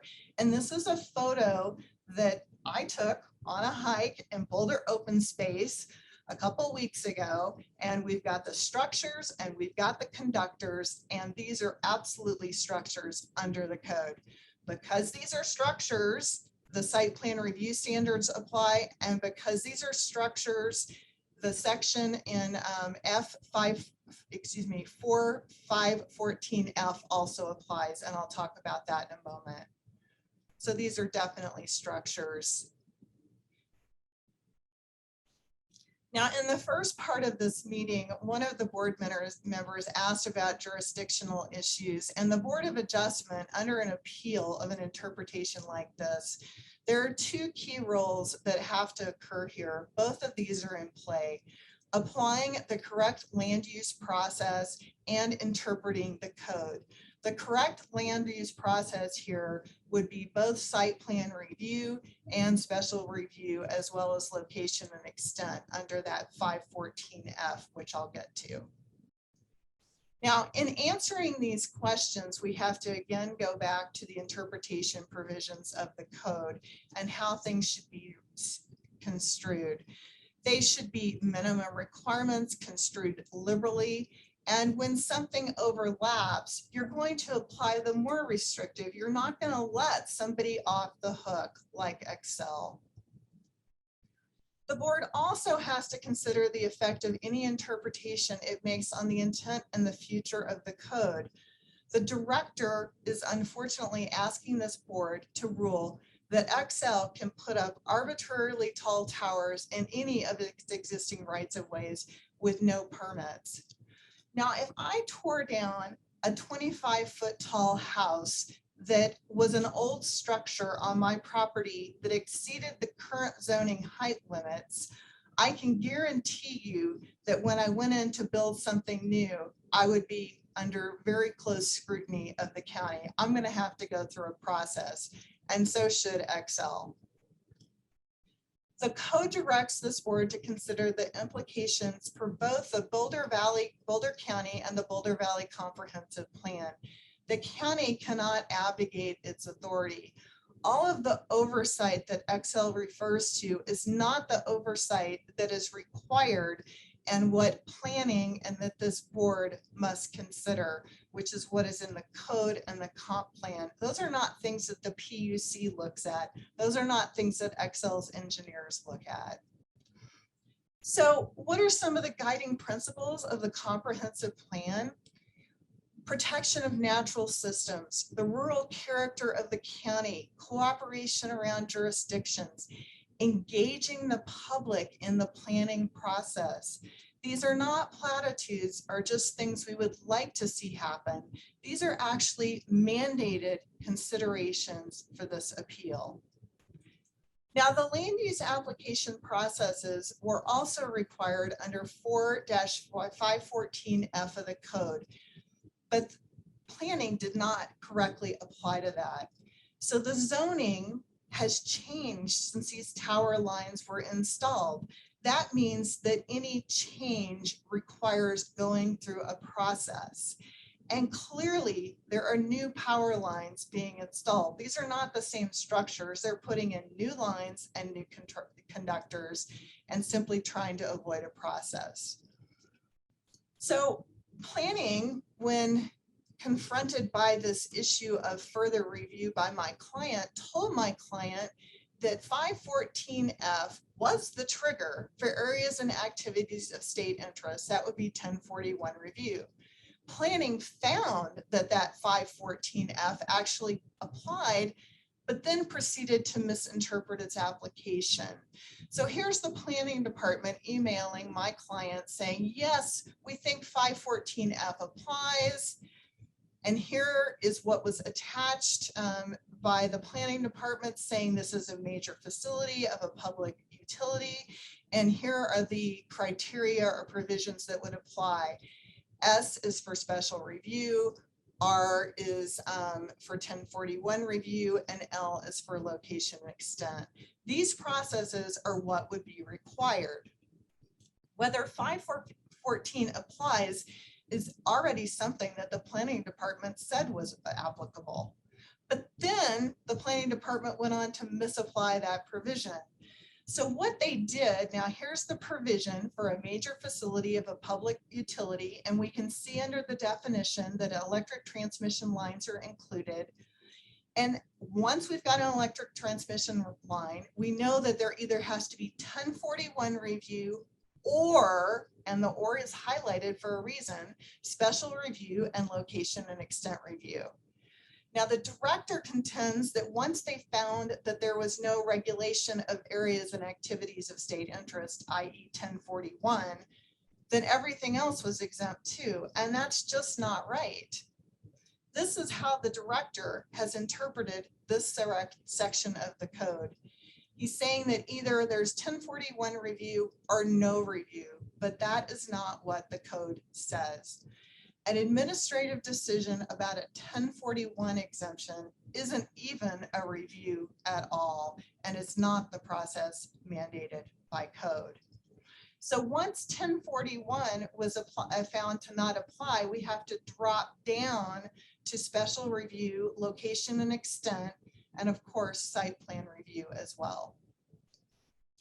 Again, every provision of the code has to be applied, and here we can't just cross out that or. If we had a special review that occurred, there would be an opportunity for the planning department and the public to comment on things like sensitive environmental areas, effects on natural areas, visual impacts, geologic hazards. We know that this project is in a designated geologic hazard area. None of this ever happened. The code required Excel to apply for a permit and mandated the county also apply for permitting requirements. So this is our next section. No person per code can erect a structure without getting a building permit. Now we know that Excel may find this inconvenient, but Excel clearly falls under this provision. In addition, the more general permit provisions required both a building permit and a grading permit on this project, neither of which were obtained. Finally, we have the problem of SPR site plan review being waived. Now, this is a photo of current work by Excel up Bear Canyon. For this project, site plan review was required and could not be waived. This project involved new structures on properties over which a conservation easement had been granted, new structures in an area of natural landmarks, and development requiring a building permit. Now, there was some discussion by Excel about this issue that their right-of-way somehow gives them the ability to do anything they want in that right-of-way. Now, just because you've got an easement doesn't mean that it trumps county review. It's just simply a real property interest. If Excel did not have that easement, we wouldn't even be here. They couldn't do anything. One of the board members asked, well, does that mean Excel can build anything? Well, that's where the county review process needs to step in. In China, there is literally a 1,250-foot electric transmission tower. We don't want to see that in Boulder. I also managed to delete a slide I had with an overlay that shows what a 300-foot tower looks like next to Notre Dame Cathedral. It towers over it. That is not what we want, and it's not what is allowed. But all of that and the easement itself is simply irrelevant with respect to application of the code. The easement just gives them a right to potentially do something subject to county review. And the code also says we're going to require site plan review where a conservation easement has been granted. Now, if that earlier easement didn't happen until after the conservation easement, we wouldn't even be there. It would never happen. But the fact is, the language of the code says when you've got a conservation easement, we've got to have some extra scrutiny here. And we've got to look at what is occurring on this property that's in a protected area. And that site plan review cannot be waived. Site plan review can also not be waived when there are natural landmark or natural areas involved. And this was a condition that one of the board members was asking about earlier, for good reason, given the significance of Boulder's natural landmarks and areas. So here we illustrate the significance of these natural landmark concerns. So I thought it was just kind of interesting. It's like, let's look, how many people are thinking about visiting Half Dome versus the Boulder Flatirons? And we've got people, like about the same number, actually commenting on visiting these areas on TripAdvisor. We aren't talking about damages to a small neighborhood park here. We are talking about damage to a park of national significance that is one of Boulder's greatest economic assets. So no, an SPR waiver is not appropriate. There are two other bases that I've already covered somewhat for why SPR cannot be waived. And just looking at when we get into the site plan review standards, if site plan review had been imposed here, which it was not, one of the things that would be considered would be fire mitigation, as well as the natural ecosystems, the visual impacts, etc. Could they have been required to bury these lines within their easement? Absolutely. I think the county has that authority. So here are some of the standards, and there are major conflicts with these standards that have already been addressed. And I think it's interesting too that in your email, in the record, there's an email from Ron West, who is the natural resources person at the county, who comments that this is a massive project, but he's actually not going to have any ability because of the way it's being handled to really provide input. So let's talk about fire danger here. So we know electric lines are a fire hazard. As of January 2019 in California, there had been 1,500 California fires linked to utility lines. They were so bad that it caused PG&E in California to declare bankruptcy. Wildfire was only mentioned once in the determination letter, and that was in a comment from Mr. Milne and Ms. Marks. They seem to be the only ones concerned about this issue. The county did not consult with its wildfire mitigation group, the Fire Protection District, or Open Space Mountain Park personnel on this point. So there were also some questions about slash, and I happen to have a slide about that. This is an issue that is very, very concerning for my client. This is a photo that Mr. Milne took. This is a photo of slash along an XL line through open space. Now, Mr. Milne has routinely had to clear his property by the XL lines because XL doesn't take care of the slash on his property.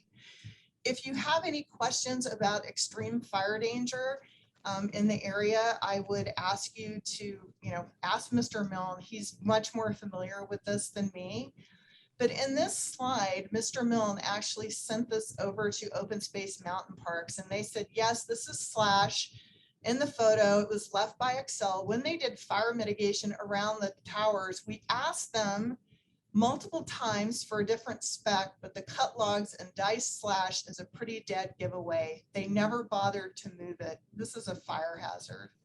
Excuse me, Chairman Mounts, the presenter, Ms. Lord's time has expired. Is it possible that I could have just a couple more minutes? Ms. Lord, how much longer do you have in your presentation? I can get through this pretty quick. Let's just see. I've got, I just had one more slide and then one thing I wanted to get in for the record. So if you'll just give me another minute, I think I'll be good. We'll give you one more minute. We do try to keep time relatively the same for all the presenters, but you can have another minute and please try to wrap it up by then. Thank you. Absolutely. So in summary, we would ask that the board find that site plan review waiver was not appropriate, that special review and location and extent was required in that code provision that I referred you to, and that permits were required as well. Really quickly, there was one thing I wanted to put into the record. Excel had mentioned that they sent this detailed notice to my client, but they sent it to the wrong address. This is another slide that showed that this mailing address was from 2017. So I just wanted to make it clear that my clients never did receive that notice. And for whatever reason, Excel used addresses for their notices that were like 4 years old. Thank you. I'll stop right there. Thank you, Ms. Lord. Do we have questions from our fellow board members? Ms. Weavenson, you've had your hand up for some time, I think. So I just wanted to make sure the chair was aware that I have a hard stop at 5, so I was concerned about the time as well. Thank you. Okay. I was not aware of that. Do any of the other board members have questions for Ms. Lord? Is Robert or you guys? And I would just, Mr. Ukile, I'm going to recognize you, but I would just ask that everybody really do their best to get whatever questions they want to get asked so that we can get to deliberation and get this matter decided today. I do not want to have to continue again because of Ms. Weavenson's hard stop at 5, if we can avoid it. Okay. I can skip my questions. Thanks. Anyone else have a question for Ms. Lord? All right. Hearing no other questions, we will close the public comment and party presentation portion of the hearing and move to board discussion of this matter. I see Ms. Weavenson again. You have your hand up. I'll recognize you since you have a time commitment at 5. Thank you, and I appreciate it. And I'm hoping to help move things along by making a motion for the board to deliberate. Okay. I would make a motion that we uphold the director's determination with 2 amendments. One is based on the points that were raised about Article 4.4-806A, 4 and 5, which allow which would normally consider hazards and wildfire risk as part of the SPR, since it's within the director's discretion to impose conditions. Using those same considerations, that we also ask that they consider the hazards and wildfire risk of these slash piles that are adjacent to the easement, even if everything within the easement is cleared out according to the appellee. And then the second is more just directing staff to work with the Plan Commission to consider the conflict between the definition of structure in 18-203 and the definition of electrical transmission line, which references a structure in Article 18-143. Okay, so I want to, before we talk about the motion, I don't think the motion is appropriately phrased, and here's why. The issue before us here is, did the director err in concluding that site plan review was not required? If we decide that for a variety of reasons related to whether these poles are structures or not, if we decide that the director erred and the poles are structures, then there's going to have to be a site plan review process, and that process is outlined in the code.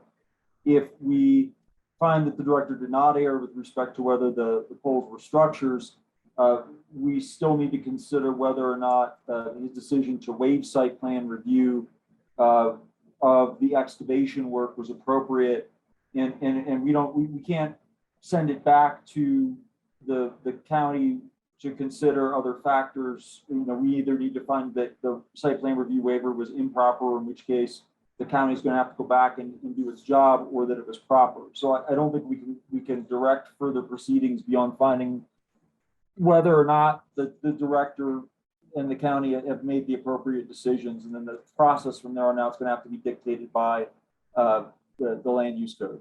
So I would suggest perhaps that if your intention, Ms. Weavenson, is to affirm the director's decision, that you reconstitute your motion in such a way as to indicate that that's the intention and eliminate the conditions that you put on it. Because I think that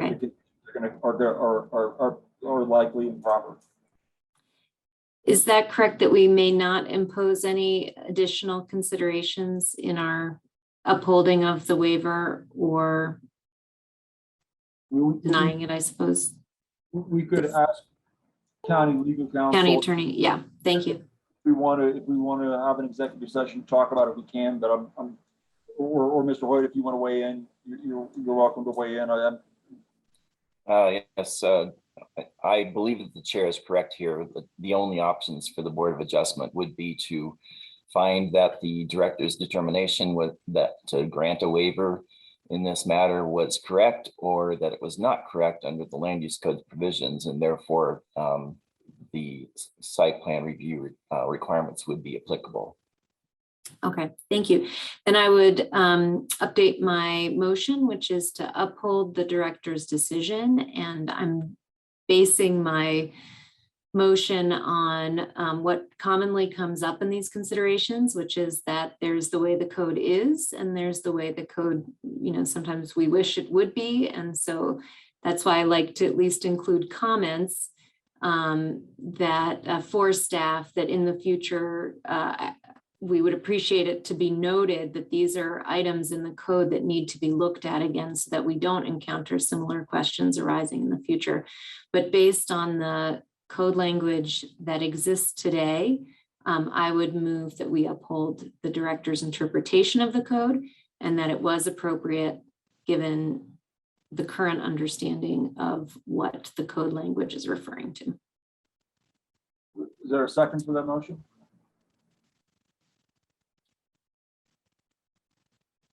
It doesn't look like there's a second at this point. Mr. Gersel? Yeah, I'd like to second it, or first perhaps ask Larry Hoyt a question, if I may. And that is that it appears that there's two different definitions of a structure, of whether, that are in conflict, of whether the transmission line is a structure or not.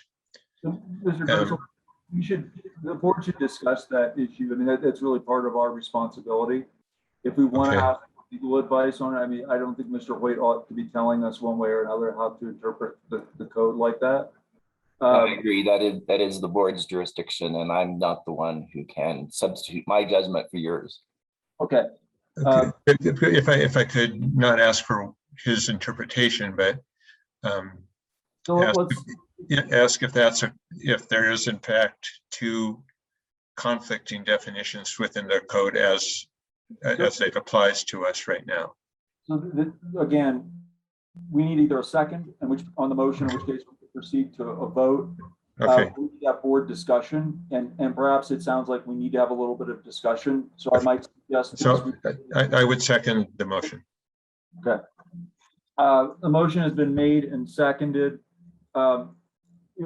In terms of discussion of the motion, I'm just going to go out here in the interest of laying out what I think the right outcome is. I'm going to ultimately vote against this motion because I think that it's pretty clear that the director did not interpret the land use code correctly. There's a definition of structure in the code. The definition of structure does not include utility poles. There's a principle of law which generally says when you're interpreting a statute or legal document, when you have a list of things that are specified in the statute, like here we have, and I'll pull up the language, utility lines or mains or underground facilities, right? When you have a list of things that are set out in a statute, that list of things precludes you from including other things that aren't on the list that logically could have been in the definition created by the statute. So if the statute says, green, blue, and red house paint is prohibited, the assumption that other house paints are not prohibited is reasonable. I guess, I look at the statute and I say, and that probably wasn't the best example, but I say that, I look at the statute and I say, look, that obviously the county knows what a utility pole is. They know what a utility transmission line is, or a utility substation is. And these things are mentioned on other provisions of the code, but they're not mentioned in the definition of this exclusion from the definition of structure that Mr. Case is relying on. In fact, Mr. Case said it himself that, these poles are structures. And they're new structures. They're not a repair on something that's existing. They are something that is created, that is brought in and built by Excel. In some cases, not even in the same location and not in the same shape as the existing structure. It's no different than me tearing down my garage and building a new garage on my property. The county would surely say it's a new structure and I need a permit for it. I just don't, as much as the county might want to fudge this definition, I don't see a basis to find that these poles that Excel is building are not structures. And that dictates my conclusions about site plan review. Site plan review is clearly required when there's a new structure. So I would even go so far as to say that even if somehow we could get across that bridge and find that these aren't structures, I would still have a concern about overruling Mr. Case's decision to waive site plan review for a project like this, when the factors that he's supposed to take into consideration under 4806 in determining whether site plan review should be waived. I mean, there are conservation easements, there are protected species, there are fire hazards, there are view sheds. I mean, this is something that calls for site plan review and calls for input from the community.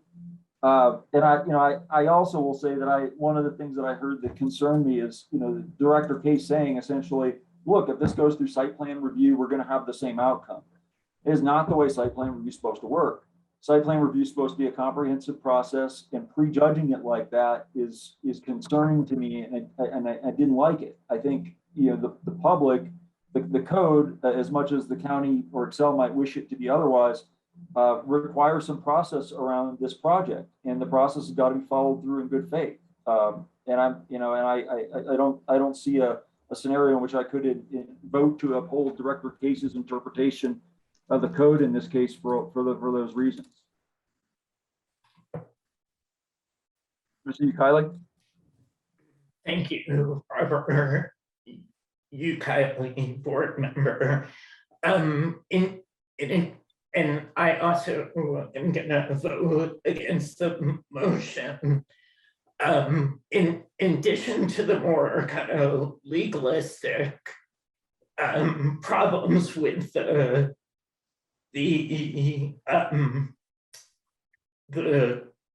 planning department's interpretation, as I said during my questions of Director Case, 4-1202A1D says that we're supposed to consider the intent of the code when we're interpreting it, like interpreting the term structure. And the purpose of the code in 1-300B includes protection of threatened and endangered species, and it also includes safety from fire. So if you interpret the code so that structures do not require review,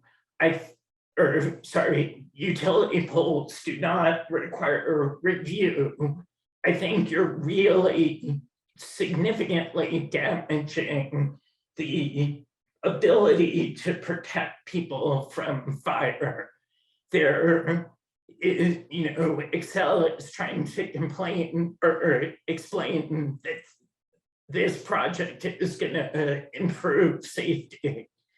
But I'm a firm believer in less bad is still bad, just less so. So I think that there needs to be a full evaluation with public input, and the site review plan would provide that, about alternatives to protect the community. those alternatives could include putting the lines underground, which is the safest approach. We had a discussion about how safety measures for power lines get regulated.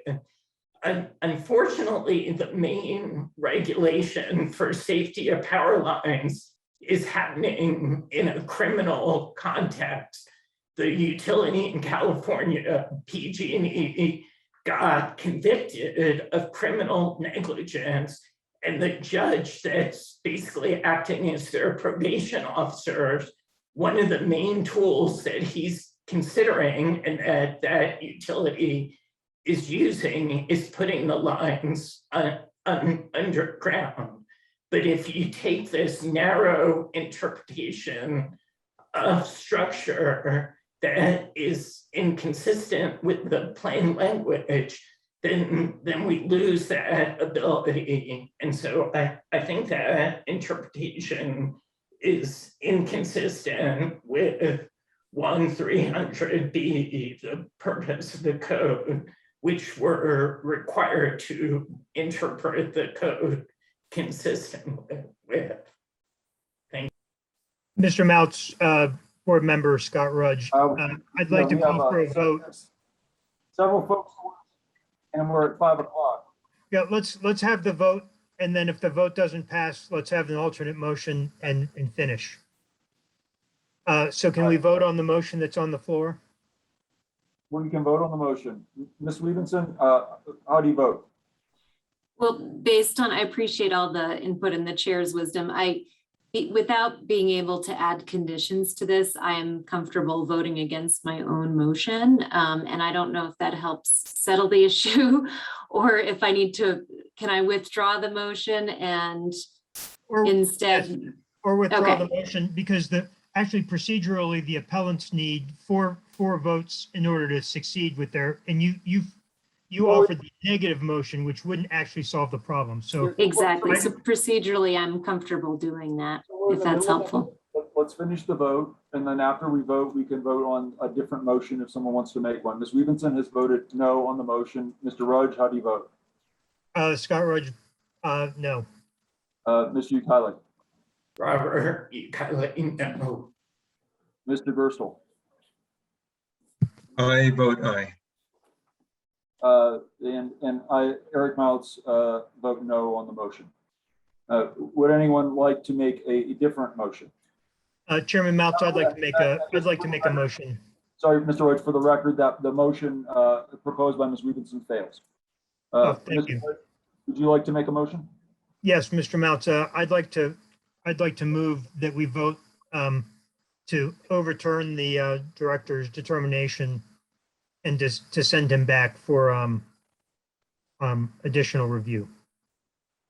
And Mr. Rhodes, if I may make a suggestion, if you could clarify, I think we may need to clarify the basis of that decision a little more, because there are multiple reasons why we could find that the site plan review was required, or that there are obviously two issues, and one is whether these poles are structures or otherwise.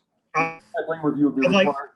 I'd like to move that the board finds that these poles are structures under the definition of electric transmission lines, and also under the principle that they are not specifically excluded under the definition of a structure, and return the review back to the staff. And so just to clarify, Mr. Rhodes, if I could request a clarification of your motion, I don't think that we need to include the specific legal reasoning behind our decision. We just need to tell land use, we are overruling Director Case's decision that these poles are not structures, or we need to say we're overruling your decision, Director Case, to waive site plan review on the excavation piece of the job. The reasons for that we don't need to include, but those are the two issues that, as Director Case characterized them, and that I think that we need to give the land use and the department and parties direction on. Does that make sense? Okay. I'd like to move that we return the determination to planning staff on the basis of the ruling that these poles are not structures, and that the excavation did not require site plan review. So I'd Okay. like to- Mr. Rogers, you might have misstated that. Could you like? Mr. Meltz, could you help me out? Could you state the motion the way you'd like to hear it, and I'll second, and I'll determine whether I can second it.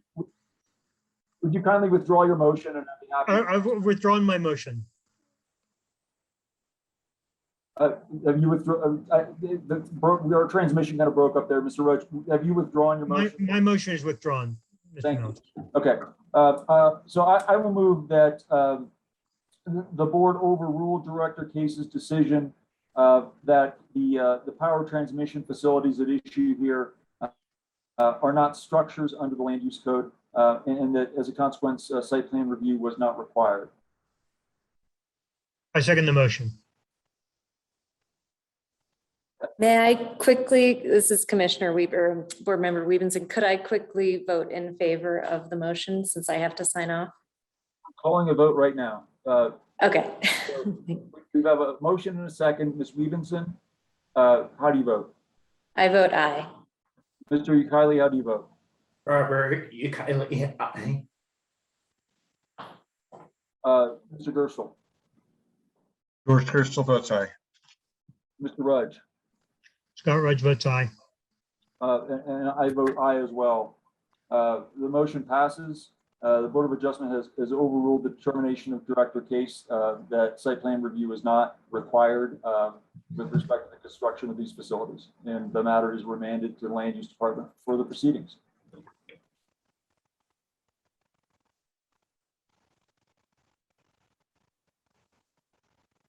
And with that, I will close the hearing. So thank you all for your time and attention, and apologize for the kind of hurried end to the hearing. But thank you all for your time. Thank you. Thank you.